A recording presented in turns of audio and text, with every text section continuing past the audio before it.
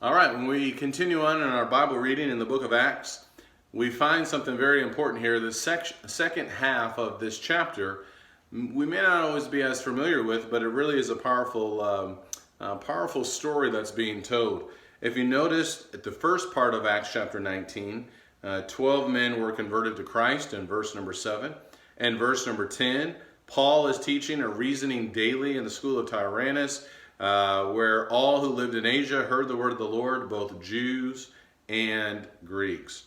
And verse 18, many also of those who had believed kept coming, confessing and disclosing their practices.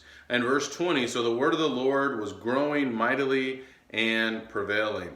And as a result of all of this, there's going to be a disturbance. That's typically what happens. And verse 23, about that time there occurred no small disturbance concerning the way. A man by the name of Demetrius, he was a silversmith who made silver shrines of Artemis or Diana and was bringing no little business to the craftsmen. So his trade was building these shrines for and selling them in this area here. And the Bible says in verse 25, these he gathered together with the workmen of similar trades and said, men, you know that our prosperity depends upon this business. You see and hear that not only in Ephesus, but in almost all of Asia, this Paul, listen to this, has, and think about this, one man is doing so much work and making such a difference. One person can make such a difference. Paul has persuaded and turned away a considerable number of people, saying that gods made with hands are no gods at all. Paul was right. And these men, like Demetrius, realized if Paul continues to do this, we're going to run out of a job. We're not going to have a career.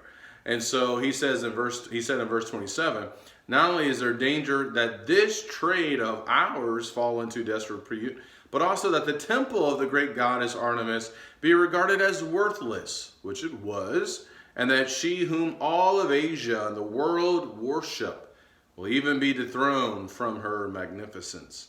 And so this got everyone in a rage. And what I want you to take notice of, again, notice the impact of one person.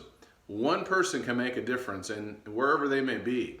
Whether you're in Louisville or Denton or Argyle, wherever you may be, one person can make a big difference for the cause of Christ. Secondly, we need to continue to stand out and speak out for the truth. Paul made it very clear, and he was persuading people that the gods made with hands are no gods at all. And those are not things that need to be worshiped.